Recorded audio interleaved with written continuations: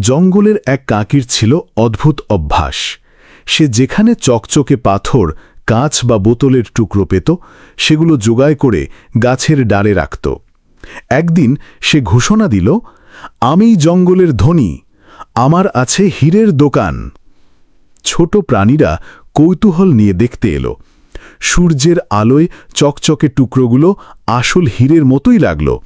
সবাই অবাক হয়ে ভাবল, কাক নিশ্চয়ই খুব ধনী হয়ে গেছে। এই খবরে সিংহও আগ্রহী হল। সেই গর্জন করে বলল, আমাকে সত্যিকারের হিরে দাও। কাক ভয় পেল, কারণ আসলে এগুলো শুধু ভাঙা কাচের টুকরো। সিংহ যখন বুঝল কাক প্রতারণা করেছে, তখন রেগে উঠল। কাক তাড়াহুড়ো করে উড়ে পালালো, আর তার হীরের দোকান ধ্বংস হয়ে গেল।